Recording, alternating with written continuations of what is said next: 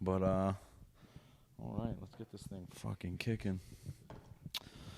All right. Well, welcome back, everybody. Not only is this Inside Us, but it's Inside Us episode number 4. And we're joined with the amazing guest, Chino, the Grenade Duarte, yet again. Hey, yay. So, first things first, I got to say, I'm sure the camp went great. You looked great in there. If you haven't seen it, go search on YouTube, James Wright, like and subscribe that. Mm-hmm. And then also look at the Ultimate Battlegrounds pro debut of Chino, the Grenade Duarte. You're going to see he was fighting pretty much a sandbag. He was fighting one big sandbag. As soon as, some shots were laid down, it got a little dicey for him. And by getting dicey, I mean he was getting lit the fuck up. But before we get into the fight, I want to talk a little bit of camp, and I want to talk just some of the emotions. I'm trying to live vicariously through you. So I'm an enthusiast. I don't foresee myself ever fighting professionally. Maybe not even amateurly, right? But I think the art of MMA is fascinating to me. So the camp, what I know you were talking before, you saw some holes in his game, right? So you guys are training towards that. So what did camp look like? Camp was amazing, man. First of all, hello everybody. But camp was amazing. I had a solid camp. I had a good diet. I had everything went as planned. As far as my opponent and the game plan that we had for him, we were hoping he was going to grapple a little bit more. Yeah. It was a difference between, grappling and what he did. He just, held down and just, it is what it is. He just, laid and prayed. That was his game plan. Obviously, I still was able to make some, and create damage and do some stuff that I wanted to do. Yeah. I had opportunities in there to do a few submission attempts and stuff like that, but he was so heavy on top, and he did his job. He did what he came to do, was to just make sure I didn't get up and won the fight. So it was what it was. When it was standing up, he knew what it was. You were in my ballpark. We were playing my baseball game. So standing up, it was I had the best of them, and when we got down there, it was, it's visible too. If you guys listen or if you guys watch this video, you'll see almost every exchange he would haphazardly come in and just get lit up with either a combo, a straight jab, or something. Kicks, he was taking kicks were solid. He was taking damage every single time he stepped within punching range, which really speaks volumes for your pace, because in the video, I mean, at the fight, man, we were looking at him, and he's huffing and puffing midway through the first round. Probably at the beginning of the first round. It seemed like right after the first takedown, you guys get up, you create some space, and I think it was on that exchange as well, he gets up. He didn't even attempt to ride you on the cage. When I was fresh into the first round, I felt a strain right away, because the second I kicked him, he made a close up impact and tried to put me on the fence, and I was able to work my my clinch defense off of it or whatnot, and I don't know if he was confused at the beginning of the fight or what he was trying to figure out. But I feel like once he felt my strength too, and I was fresh, I was not as sweaty and all that stuff, he started thinking about my jiu-jitsu. And I have a really tricky jiu-jitsu. Obviously the wrestling was a little bit stronger than the jiu-jitsu. And when I was saying yesterday, I was in another interview, I kind of explained it, where wrestlers, they don't give, they don't take, they just impose that keeper, and they'll stall, and they'll get back up, and shots again until the pin happens, and then they'll stall. Jiu-jitsu is a little bit more relaxed. We'll sit back, we'll wait for the opportunity, we'll wait for him to give and take, and then we finally will submit or get the submissions in there. So it was different. It was something that obviously I will have to work with, and I am already on it. We got Xander too. I mean, yeah, we got Alexander's in. We got another a guy also named Alexander. He's also a good wrestler. So we got a few wrestlers that are already in the camp, in the gym. For the last camp, I didn't have the opportunity to go into key details with them, and I use the other Alexanders more towards like my strength and conditioning part of it. But now that I know and found out he's wrestled for the Marine Corps. He's been back and forth. He knows the wrestling game solid. We're planning to bring him in and work on my stuff, work on a little bit that I have to deal with. And other than that, my camp was solid though. Yeah, I love my camp. My coaches, Coach Jane, Coach Nate, Aaron, everybody was awesome. Man. Me and a couple of the students, it was the Thursday before the fight, and you were teaching class. This was MMA class, and we're looking at your calves, dude, and it looked like a map of Louisiana because he was so fucking vascular that we could see I-9, we could see whatever other roads. Yeah, the whole highway up there, man. My calves, I get a lot of people, they like, man, I'm not a leg guy. Dog. I'm not a leg guy, but I have them hops, bro. I got them bunnies. And you were dunking, huh? I in basketball, that's my thing, man. You want to play big? Let's go down there. We'll go in the paint. I can hop. Yeah. But, it's the road work that I put in. I put in a lot of road work. I run a lot. Like that's one thing. I don't go in a treadmill and run. I'm old school.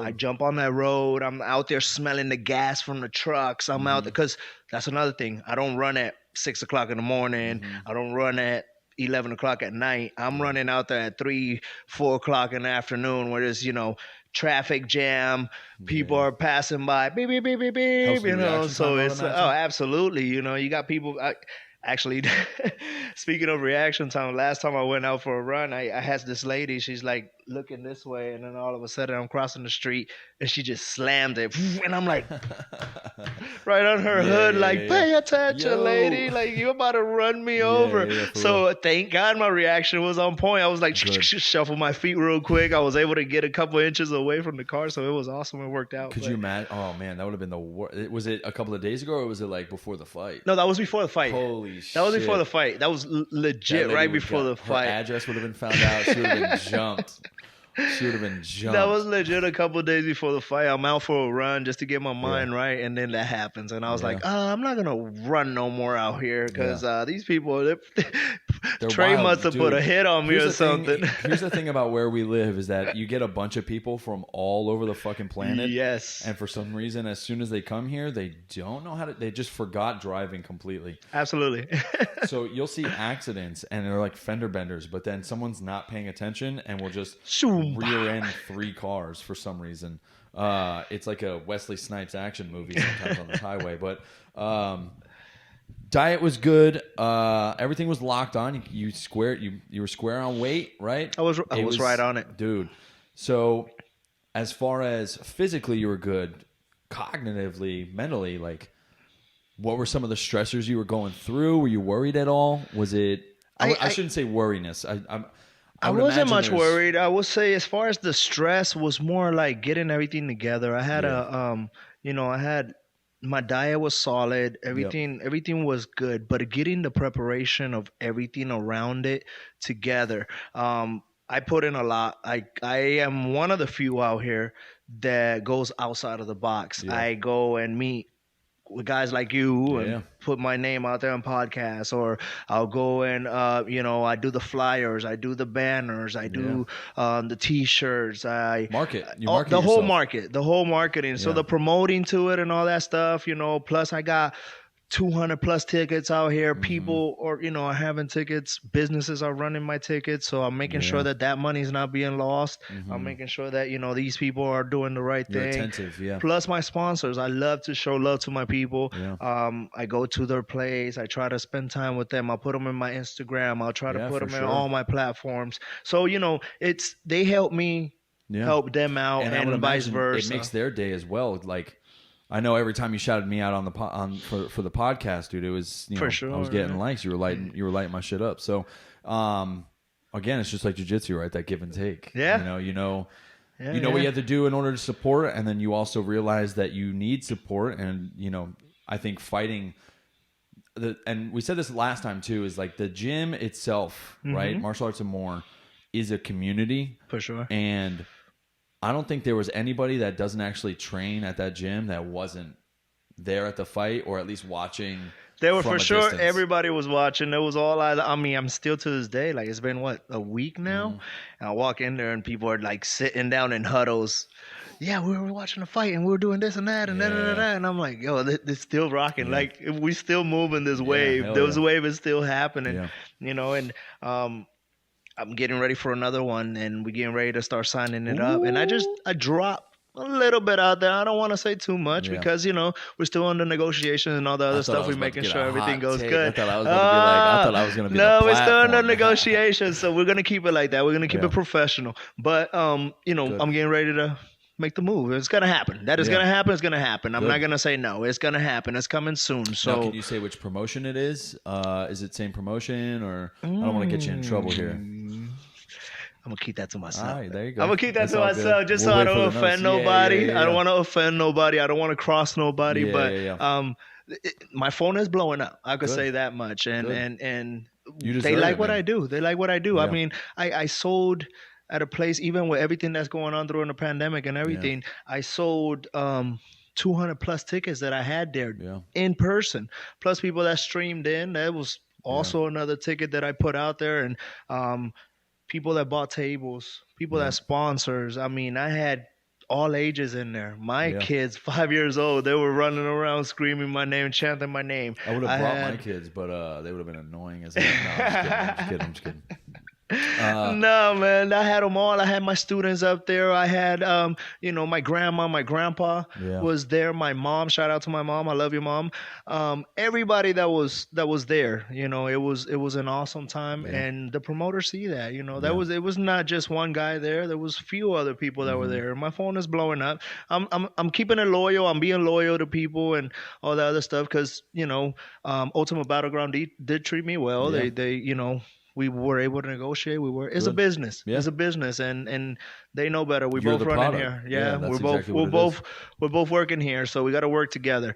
And the fight was a great fight. It was. I loved the fight. I went back and watched it, and the guy that was in the fight, as a fan. Yeah. I was like, holy crap, that was a good fight. Yeah. Even when the first round, I'm sorry, judges. I don't know who was judging that, but the first round was mine. And I will take that to the grave. Yeah. The second one could have been hit or miss.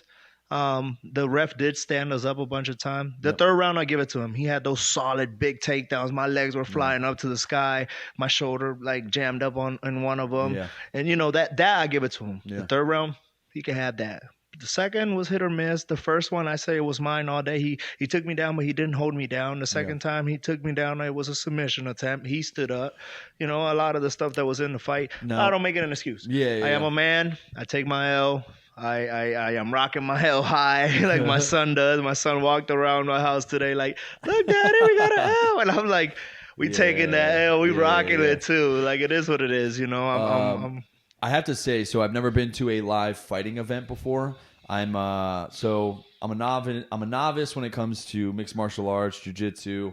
I'm very basic level, but I enjoy the sport, and I feel like I enjoy it the same way your high school buddy who wanted to join the NFL never really got to join the NFL, but they still follow the sport. I feel like that's kind of how I am sometimes. But so watching the fights, it seems that the fights happen quicker. And they're way more explosive when you're watching it on TV. Right, yeah. And I have to say that I think when you're in person, it's so much crazier how, not slow, but, you can see the pace of a fight in person. Bit, right. You can see everything, and then it's a different experience. I mean, your adrenaline is dumping. Even as a fan, your adrenaline is going. You're screaming. A lot of people were out drinking, so you're out of character already, and you're having fun. And then when you see everything, you're like, whoa. Yeah, I can hear the punches. I can see the smacks. I see the blood. I see everything. So it's a whole different experience. As a fan, it's a different experience for sure. I had people that already I haven't even dropped a date yet, and they're like, I want tickets for the next one. Like, for sure, pre-order. guaranteed. Pre-orders are in, and I'm like, holy moly, like, this is real. You know, these people really want to come and see me in the cage. again. Do you see it? Do you see it slower? I could tell from your pace. It looked like you were reading timing. I could see you bouncing back and forth. Right. Mm-hmm. You had your fight stance, and then there were times when you knew to kick. There were times when you knew to punch. Obviously, you're a fighter, so like that's kind of downloaded into your motherboard. Yeah, well, I mean, we studied that. We studied the whole timing thing, especially once I was able to, when I switched camps and I come to Sensei Wright and Coach Nate, and they started talking to me about, let's try to find the timing first. Let's not worry about getting the punch there. I didn't want to knock him out with every punch. I wanted to touch him a few times, touch him, and then every once in a while I explode. Drop a bomb. And that's how I try to play the game. At one point I got a little frustrated because I felt like, okay, he wants to bang. Let's bang. Boom, boom. And once I set myself to start the bang, he'll shoot. Which it was, great game plan. Great and solid game plan. Mm-hmm. He drew me into his fight a little bit. So it was what it was, live and learn experience. Experience. The camp is already on fire. We already talked. Me and my coaches sat down because it's not just a me thing. It's a whole team effort. We're all together in this, and so we already sat down. We already talked it over. We were coming over with what will happen if we're in that situation again, and it's a whole science to it that we already have steps ahead and we're already working on. So shout out to my coaches again, man. I can't do it without them. So I give them all credit, full blast. Like I said, this is a us thing. It's not just me. Yeah, very wise men that are mentoring the gym. For sure. Backstory: anybody who doesn't know Jim Wright, the man essentially brought jiu-jitsu to Eastern North Carolina. I think the whole state of North Carolina. Dude's been training forever. Yeah. I think there were times where Chino would come up to me and be like, "Yo, hey, let's try and get Sensei Wright to like not do the coaching today. We'll have him describe what he wants to do." Because the man literally had just come off of, it was hip surgery. Hip surgery, yeah. And he's out here showing us how to like properly close the distance on a Sotogari throw, which if you guys don't know, it's a judo throw. It's a judo throw, yeah. And you have to literally like pull your hips in. So there's a very abrupt like movement in order to close the distance. And you're essentially pulling somebody else into your hip. And he's like, you. And come here. Literally, this is what he does every single time. He goes, I don't know. You, come here. And then so he'll pick like whoever, and sometimes it's a 6'3", 250-pound man, or sometimes it's a 160-pound, smaller dude. Yeah. But the man has such a deep love and passion for mixed martial arts, and I think teaching and coaching. I think above all, I think now that watching his dynamic with you. I've realized that man not only cares about you, but he obviously enjoys teaching. He enjoys coaching you, and Absolutely. I think the relationship between you guys is amazing because he's all about mental games, and I think you're about mental games as well. Oh, we tight. Trickery. We tight. Like even from the warm ups. Yeah. He's we got in. He legit went to me and told me, all right, go and, tell your people what's up. We're going, let's get ready. It's time to turn up. Mm-hmm. I go back there. I said, hey, my byes to everybody. Everybody cheer me back up. Yep. And I come back in. When I come back in, we're locked in. Mm-hmm. Hands were wrapped. Warm up, from the warm-ups all the way to the fight. Those guys were awesome. They were amazing. I mean, I've been in the coaching part, and I know how to work with it. Yeah. But the way they did it, oh my God, it was amazing. It was amazing. We just flow right through it. By the time was, hey, you're up, I was ready to rock, man. Yeah. Like my sweat was broke, my adrenaline was dumped, like all that beginner anxiety that you get when you first fight, it was gone. Like I was ready to freaking rock. I was at the deck, on deck, ready to come out. And Sensei Wright tells me we do these hops to get the adrenaline going and get everything rocking, right?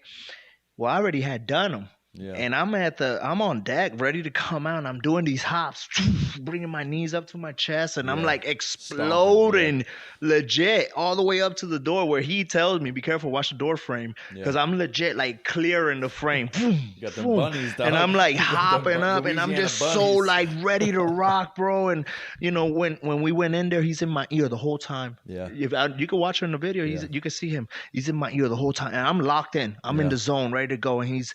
You know, we're hitting them hard, we striking, we're not sparring, we're fighting. Like every single bit that you can want to hear, he's in your ear the whole time. Bam, bam, bam, bam. And the knowledge that he just spreads, you know, and this loss wasn't just me. Mm-hmm. This loss was all of us. I mean, I went home and, you know, I dealt with it myself and everything, but as soon as I got to the gym, they also been dealing with it. They also are looking stuff up, what we working with. Mm-hmm. Even today before I left, right before I left and walked out the gym, Sensei Wright pulls me to the cage. All right, let's work on this. I'm going to press you against the cage. We're going to get this and this. And we worked our different little choke, and here's where we want to be. Boom. Yeah. And I'm like, okay, perfect.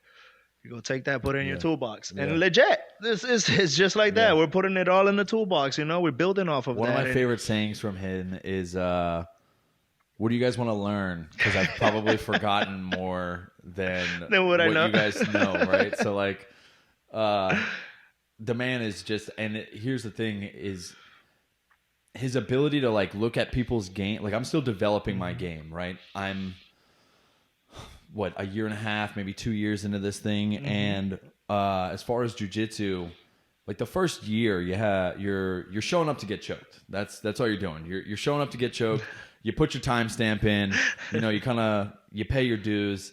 Year 2, shit starts clicking, right? Right after that first year, you're looking at things, you're like, oh shit, wait, hold on. If I turn my body a little bit more, just a little, I can get it a little bit tighter. Mm-hmm. If you know, maybe I don't roll into the choke and I roll away from the choke, I might be able to save myself. Right. So defense definitely goes up first, I think. I think the only guy I've seen in the gym that's really gotten good at defense and attack is Aaron Candillas. Aaron Candillas He's gotten is awesome. really good at the, like, Tony Ferguson type shit where he's like working 50-50. Yeah, he got all kinds of crazy stuff. The fucking, like, he's like, oh, you're gonna stack me. Like, me and him, like, the one thing I always can get him with is I try and stack the shit out of him, but then for some reason his legs just always end up around my neck. He's a Triangle City kid, man. He's pretty sick. He's like, if you took Tony Ferguson and Brian Ortega and just kind of put something together, and they just kind of man-scissored real quick, that would be him. And now that I think about it, he got good quick. Like, he did. Quick, too. Here's the thing, too, is that I feel like he really dumped himself into this, you know? Like, he's now about it. Like, he's even got his cauliflower ear. Everything. He's rocking. I saw him the other day. I was like, oh, you got cauliflower. That's a good one there, buddy. Yeah. No, but the thing I was saying about Jim Wright is that he's really good, I think, at identifying people's games, and he'll give you tidbits of information during open mat or little shit here, little shit there. He's just really good at coaching. I think that's why I brought it up. You guys seem like W's are about to be flowing in, and this was just a hiccup for sure in the fucking cross country journey that could for sure a hiccup, a guaranteed hiccup. I mean, you know, we prepped up. We knew what we were dealing with. We knew that we were dealing with a wrestler. I mean, last time when I was here, I told you we getting ready to sprawl and brawl. I know exactly what we got to deal with. I was surprised with the strength. The strength was a little bit different, and the position that he just kept. The position was a really tough position for you. Coffin. I saw that a couple of times. Now I'm not going to disclose this. I'm just gonna say the move, okay? You guys can go and watch the video and name whatever the fuck you think the nail in the coffin is. But I'll tell you what, that shit worked, because there were numerous times where it needed to be used. You used it, and then you got exactly what you wanted. The reaction, and it was so, dude, the creme de la creme of fucking straight up mixed martial arts. Yeah, I don't want to expose your tools like that, dude. But fucking, and dude, it was so awesome, funny because here's the thing. Backstory to this. Chino shows us, he's like, yo, check this shit out. And he's like, we're in MMA class. And he's like, yo, have y'all ever seen this before? I bet you haven't. And he shows us what he's talking about. And we're like, yo, no fucking way does that hurt. And then like everybody tries it out. And they're like, oh, that's a sting. Like it stings, right? And you're like kind of like, ooh, like that. And then you like have to rub it afterwards because it's got that slow sizzle. You got them. You got them shoulder snakes working for you, dog. Yeah, buddy. But so it was just beautiful to see it, like, because I saw action. the inception. Well, I don't think I wasn't there for the inception of it, but like to see you, like, yo, watch, I'm gonna use this, dog, and then I'm gonna nail it. And then it was like, fuck. The only thing that I mentioned that I wanted to use and I didn't use. Yeah. And I don't care. I'll put it out there because everybody knows that's my shit. Was the jumping off the fence. Ooh, when I was backing up and jump off the fence. And that was the only one thing I didn't. I mean, my Superman, he tasted that one with adobo, sauce, rice and beans in that one, boy. I put the whole shebang on that one. He paused for a second when I did that one. Yeah. Look. Yeah. Oh man, I smashed him with that. I did him a couple times. He went, oh, you look, and pop, pop. You know, the 1-2 land. Ding. And you know, it's the fancy crap that I do. But everybody knows me. I'm flashy. I like to do stuff like that. Yeah. That's what keeps as much it fun, as, dude. Yeah. You know, I go in there and have fun. I like to entertain my fans, and I also can eat a shot. I took a couple shots where people were like, ooh, oh no, he ate that. Like he kept coming, you know, and that's me. Like if you're coming to fight me, if you're coming to stand in front of me, you better be, you know, my grandpa always told me, bring 2 sacks, buddy. 1 to give, 1 to receive. But guess what? I'm gonna take that motherfucking sack and I'm gonna flip it on you and I'm gonna put some money back on it whenever I come. So, and that's it. I love to stand and bang, and everybody knows that. Everybody knows that knows my game. I like to stand and bang. Don't stand in front of my kicks because I'm going to kick you. And don't stand in front of my hands because I'm going to let them fly. Exactly. If you look at all the greats, right, they all have their own, they're doing basic techniques. They'll flash a little bit, but they're stick poking. Yeah. They're mixing it up. Yeah. And there are no, like, drastic holes in their games. They're not afraid to get taken down because they have a ground game. They're not afraid to stand and bang because they have a stand-up game, right? So I would say you were the well-rounded fighter in that fight, and it was like obvious. I mean, I came to fight. Yeah. When you come to fight, of course you're going to be the better fighter. I came to fight. I came for what I'm getting paid for was to put on a show and fight. Yeah. You know, not to I don't think it went the right. I don't want to talk shit on you too. You might fuck around and come find me. You know no, it's we're in Jacksonville, baby. No, but I'll see him again. That's all I'm gonna say. Me and Justin will share that ring again. I know it will happen. The question is, does he want to make it happen? But I know it will happen. You know, and he's just gonna see a better me. He's just gonna see an absolute, complete different person. Yeah. Whenever I go in there, he already seen it. He called it. He said it himself in the interview. You know, my stand up surprised him. I don't know how. I've been boxing for freaking ever, but videos, I mean, dude, you know, my stand-up surprised him. And my stand-up, since I've been with Sensei Wright and I've been with Coach Nate, my stand-up has improved 100%. 100%, you know, and my boy Yuki too. Me and Yuki go in the mornings, and you know, we put in the hours that it takes to be there. Anybody that wants to get banged on, you already know where you got to go. Come to Grenade Alley. This is the way to go. You know what I'm saying? Yeah. But I can also go to the ground, and I can also choke you out, and I can also put some submissions down on the pad. Let's roll though. Let's not just come down and hold people down. Let's start calling you Fallujah, dog. I don't know if you about the Marine Corps, but during the invasion of Fallujah, there were a lot of grenades thrown those days. No, but. So what did you? I gotta ask because I'm in here. You guys are hearing it here. I've been thinking about doing like a grenade breakdown, and we'll have Chino come in every once in a while and break down some fights. For sure. What'd you think of the Dustin Poirier Conor McGregor fight? Because my take on it, right, is the calf kick's not a new thing, right? Those low kicks are not new. It's not. But if you look, I think Conor's been so wrapped up, not necessarily in boxing, right? Because he is a total fighter. I mean, the man's got a ground game. He's the only dude, some could say, to last as long as they did against Khabib and do well against Khabib, right? He was able to get himself to the gate. He was able to get up from the cage. Did it a couple of times.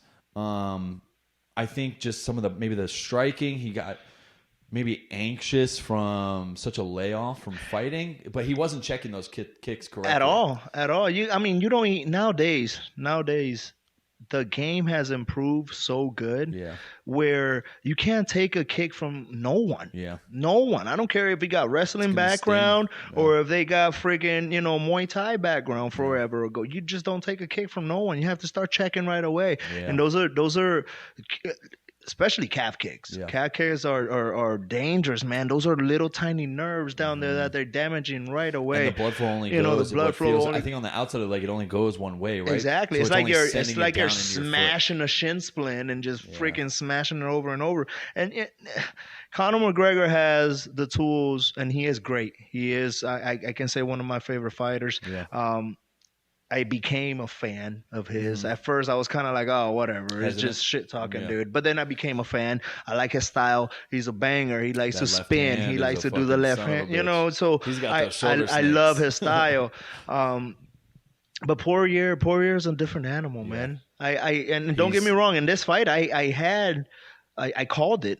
I think I was screamed at the gym. I said, I got Conor in the second round. Yeah. Right. And it's funny, I had the same thing. Yeah, I had Conor in the second round. I did. And all of a sudden, Conor killed him in the first round. He was doing them, and then it was paced the way he wanted it to. The pace that he put was a little too high, and he started his gas tank. And that's one thing. When you come into these 5-minute rounds, you can't come in balls to the walls if you don't have that tank. And he did. He came out just throwing hands, letting them fly, letting them go. And those calf kicks, little by little, is chopping the tree. Like I always tell my students, chop the tree down. And sure enough, hands got extremely. He's already a guy that fights with low hands as is. Yeah. Then all of a sudden, then all of a sudden, them things just dropped all the way down where they were stuck to his body. And before we get away from it too much, for the people who don't watch MMA or are not MMA fans, I guess that's the same sentence. But explain what actually needs to happen when you're checking a kick, right? Because there's a nuance to it, right? Where you want to expose your shin to the leg, right? But you don't want the foot to wrap around, right? Or, just kind of walk through the proper check of a kick. Well, I mean, if they're shooting more towards the calf area, you obviously want to meet bone with bone. So I will say I will 45 my leg out and try to meet the bone on bone scenario as much as I can. Now, is that to some hurt of the them, people? So I wouldn't kicking? Even pick my leg up when I'm checking calves. I'll just rotate the ball of my foot and just meet them shin with shin. Now, hope that you have the better shins and you have the better condition, because if he's coming full blast, you're meeting power with power, and that the force of it. Exactly. You can either one. It could go either way. He can do that to you. You can do that to them. So it's very tricky to check those calf kicks, specific ones. Low, right? Yeah, they're so low. So it's more into a timing thing that you have to set up. You have to keep that timing. You got to make sure you're looking in the right spot too, right? Sure. One thing Coach Chino always talks about is not looking somebody in the eyes, is looking them, either chin, maybe neck, chest level. Because if you use your peripherals, you're not going to be able to see those kicks coming, right? Correct. So if you're looking at his eyes and then you're feints locked a jab and then low leg kick, that's somebody's game. So I had a old school Thai coach that kind of put that in me and was like, man, don't look at him at his eyes. What are you looking at him at his eyes for? You're not boxing. You got to watch those toes. Can you see my toes if you're looking at my eyes? And I'm like, that makes sense. And then I look at his chest and he's like, can you look at my toes moving now? And I'm like, oh yes, sir. He goes, exactly. Now you can see my kicks coming up. And I'm like, it makes sense. It makes sense, And then, I teach it. I just spread that knowledge right out because it makes a whole lot of sense. Especially the way he did it. He stood me right in front of him and was like, look at me here.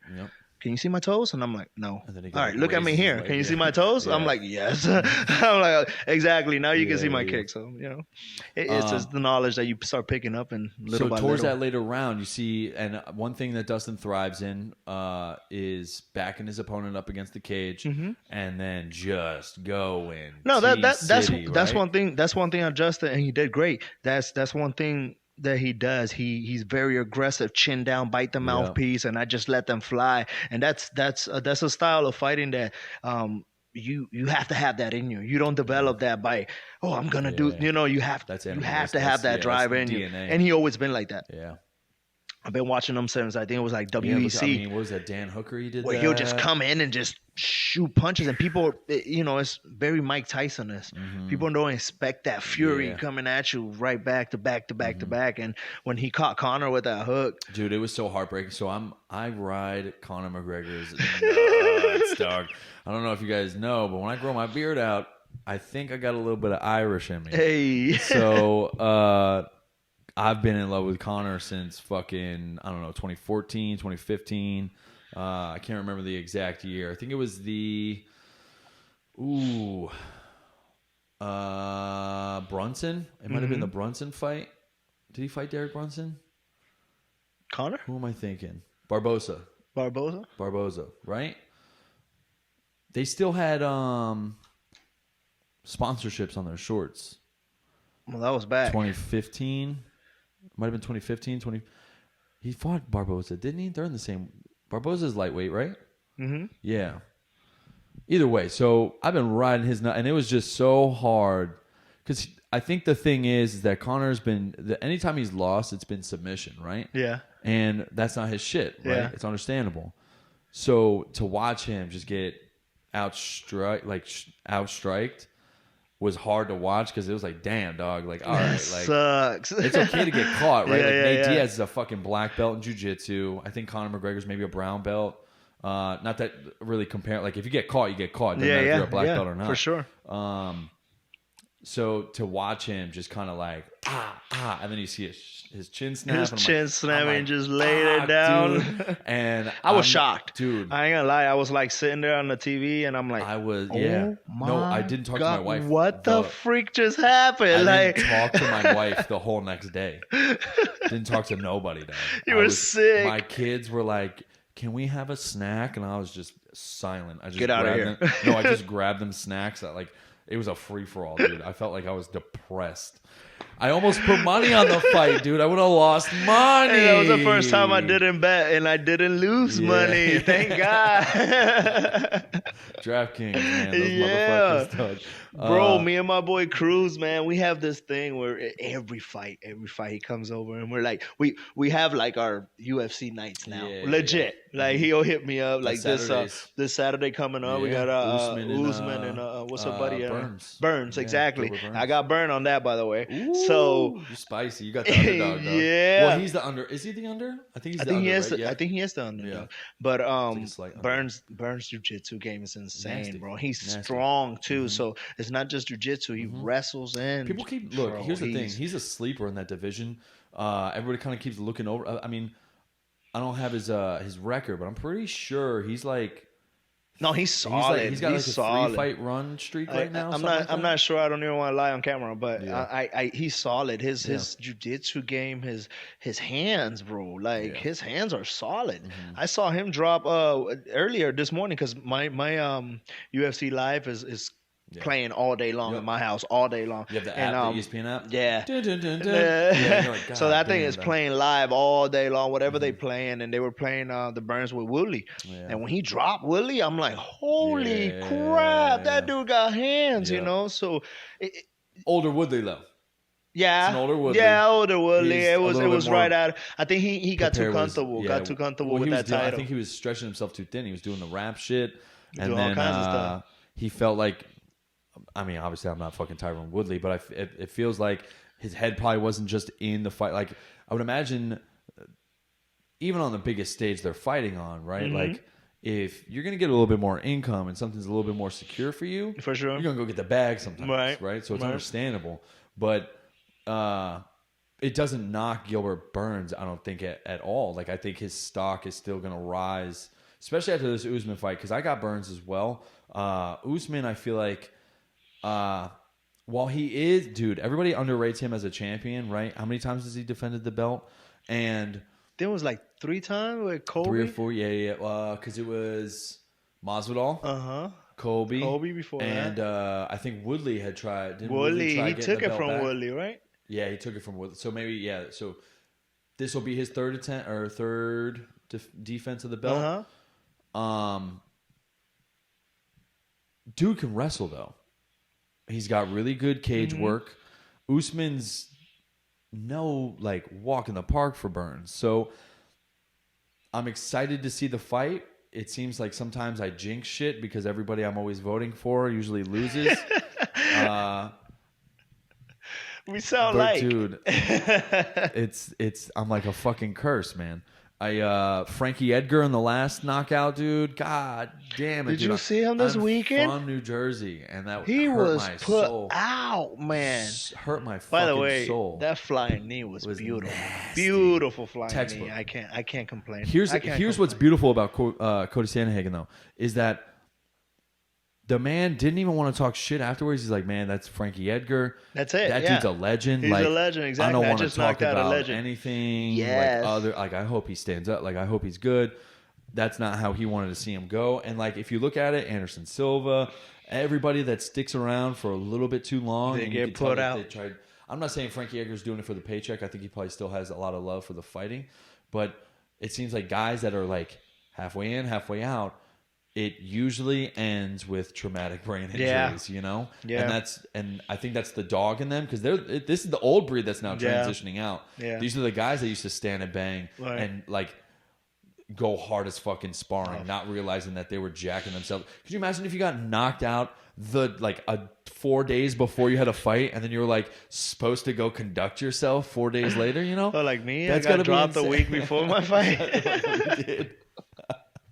Warrior Weekend. Oh no, bro! I got dropped. The Warrior Weekend. It was lovely too. It was lovely because I legit got caught and I was like, doof, I hit the ground and I'm like, let's go. Was it Xander's big ass? No, it was Bradley. Bellator fighter. Oh hell yeah! Oh man, it wasn't no slouch. I got dropped by some some killers. So I can't fucking dude. I can't. Literally, I can't explain. I said this at the after party. I was that dude that was in Jim's ear the whole night. I was like, I want you to know that like I really wish I could have made Warrior Weekend. I'm so upset I didn't make it. And he's like, all right, man. Like, yeah. Cool. I get it. But, like, I'm just drunk, like in his ear, like jiu-jitsu is like the best. Like I'm being fucking annoying, but.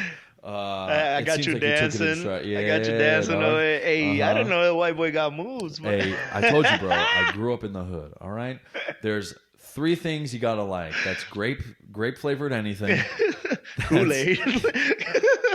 It's fucking. You gotta learn how to dance. Okay, for sure. And you, as a white dude, you gotta learn how to get your ass beat. I know that's right. Too. And I've got all 3 Every single boxes. One of them down pat. No, that's but funny. It was super hard to watch Frankie. He's a fucking idol of mine. Yeah. Especially coming from New Jersey. So he trains in Toms River. And my aunts and stuff, they all live in Toms River. So, like, I'm always there. I'm passing his gym. He's, like, the fucking man. Like, the way that... who is his name? Jan Djokovic or whatever his name is. The fucking heavyweight champion right now. The way he owns Poland... Frankie Edgar owns New Jersey, right? Holy crap! Other than like Bellator fighters when they come to like Mohegan Sun and stuff, and that's where they hold their promotions at. The man is fucking in charge in that area, and he's such a nice guy. He's I think he's got not only the big gym out there, but I think he runs smaller gyms out there too, kind of like little sister gyms. But yeah, it was just super hard. Yeah, but I love Cody Sandhagen too because. He lost to Aljamain Sterling, right? It was, again, striker. Well, I don't even think he's a striker. I think Cody Sandhagen has a really good overall game, but he got caught rear naked. And then his fight before this was, I think he just slept that dude, too. Oh yeah, no, he came out of a solid knockout. Yeah. I can't remember the dude's name, but Yeah. then he turned around and did that to Frankie Edgar, and I'm like, wow, two And you're like, highlights. goddamn, like there's nothing else but a title shot. Two right? highlights back to back. Of course, you Nothing better but give a that man title a shot, you dog. better give that man a title Title shot. shot. And it quick work too. It wasn't that he was there all night and then finally got it. No, quick Colorado's work. got Boom, boom, boom. fucking Let's go. animals coming out of it. How about Michael Chandler? Right? Talk about an animal. I think Dan Hooker was so worried about the shots, right? Because he is a Mizzou wrestler. He was so worried about those that I think he forgot that, like, he's a champion in Bellator too, you dummy. Yeah, Michael Chandler. My man's got hands. He came in and did some work, but he was what's the name? Hooker was way too worried about. He's gonna take me down. He's gonna take me down, and he not once took the center. Go ahead. He not once took the center of that cage and tried at all. It kind of looked like he just jumped on that bike right away and just ran, and boom, got caught. That was crazy. Yeah. That was crazy. Even about crazier, that flip, this fucker I watched did. I watched an that interview. flip. I was like, He's oh my God, did, he almost broke his ankles. And I watched an interview. He's like, honestly, I didn't even think I was going to do the flip. He's like, I just did the flip. And I was like, oh, shit, I didn't impale myself. Yeah. He was like, I've never done that before in my life. He's like, I've never done it off the cage. So it was like super insane to like watch him just fucking like, do oh, that. crap. Yeah, but hey, when you're excited and you're going 100 miles an hour, man. I would imagine, dog. You probably would have done some shit like that too. I probably would have. Have you ever backflipped before? No. That was the first thing I said to Sensei Nate. I saw the big like flip wheel that we have. And I was like, I'm a grown adult and I really want to learn how to backflip. And he goes, yeah, man, we could do that for you. Just do it. I haven't even looked at that thing since. I think I have like a severe fear of going backwards. I don't know. I can't even do it in a pool. Yeah. Like if jumping that way, like no, I want to see where I'm going. I can't do it back. And that's the thing is like if you just trust yourself and just look, you're gonna see where you're going. Yeah. But it's the people that are like, ooh, and then your fucking feet negative, you, like, not going that way. Not good. But these kids nowadays, they just out of anything. Especially my kid. My kid thinks everything is parkour. My daughter doesn't even like check to see if the water's warm. Doesn't know how to swim. She'll just literally walk into the deep end and then like blame you for saving her. And it's like, you literally almost drowned, dog. Like, do you not understand? You almost got me arrested. Like, you would have killed yourself and got me arrested, right? Now what's your brother gonna do? Yeah. Right? I gotta put food on the table, dude. Come on. Mine's is that he'll do a shoulder roll anywhere, dude. Yeah. We walk into we stayed a night before. We got there Thursday to Myrtle Beach, so we stayed at one of these like Airbnb things or whatever. And he walks in. I'm cutting. I think it was like 4 pounds or something. It was the end of it. So I'm cutting a couple pounds off. I'm hungry. And the first thing he does, he walks in, doesn't even kick his shoes off. Walks in, sees carpet, shoulder roll. I'm like, bro. Not right now. Not the time. Like, go find something else to do. So he gets up and walks up and shoulder rolls his way out. I'm like, really, That's bro? So fucking funny. He's parkour killer. I'll say, dude, I could tell you've been working with him. His jiu-jitsu is getting off the charts, dude. I got it, dude. I don't know what I got to do with my son. Dude. I saw him, dude. He's doing everything that like the bad guy drills are doing. He's like grabbing around the head. I'm like, if you don't fucking get let go. Get your goddamn arm off his neck. What are you gonna do with that? What are you gonna do with that? You know? And I'm like on the side, like, don't you fucking burn. You know what I'm saying? And I'm like, yo, collar sleeve. Yeah. Because I'm trying to teach him the Asotagari, right? Yeah. That's like one of the first ones I'm gonna show him. Super basic. Get him comfortable with throwing. I have him do it with our cats. No, but I just want him to get comfortable with that, and I try to keep him on the map, man. Every time I try to keep him on the map, but some kids will pick it up faster than others. Some of them, eventually it will come. Eventually it'll come to him, So it was just patience. We just got to keep the patience up high and just keep going.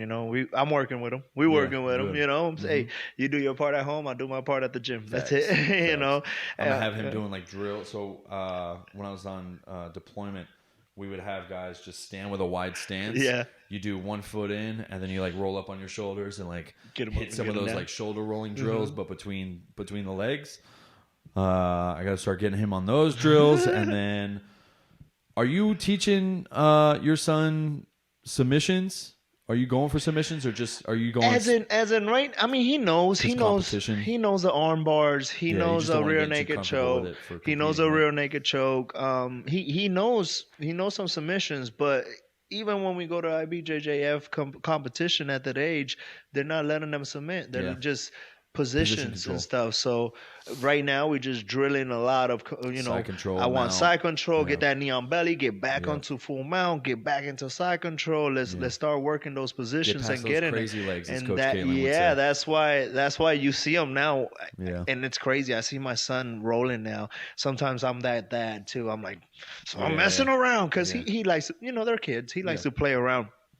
And if he's going with somebody that's one thing about him. If he's going with like a girl or something, he'll just giggle it the whole way. But if he's going with a kid and I'm in his ear like, all right, I need you to like go now. Go. He's the whole time you can see his face. Yeah. He puts that game mode on and he just going and going and going. And, the growth that I have built in him already and to see it with my own eyes, he loves it, man. Like I put the pads on too. Like it's not just jiu-jitsu. As soon as I put the pads on and I put the belly pad on, he just wants to go in. Let's go. I want to go. I want to kick, and he plays with the big kids. He don't go around with the little tiny kids, and he's like learning off of the big kids. That's the problem with my son is that he's 5, right? And he's huge. Yeah, he's a big boy. My son's literally as tall as like the 6-7-year-old kids, right? But he's 2 years younger, and everybody forgets that, right? So like, he's 5, right? And cognitively, he's a 5-year-old, right? I can already tell my son's going to be that senior where like people are going to think he's like 21 years old. He's going to be trying to buy booze for everybody. I can already tell. I got that fake ID. No, but Chino, look, it's been great. Bro, thank you for having me, extend this any longer before some of my janky ass equipment fails us. But come on, I can't thank you enough. Thanks for coming back out, Chino the Grenade Duarte people. Hit them up. Let them know where they can find you. Hey, man. So just hit me up on Facebook. Jeez, brain fart.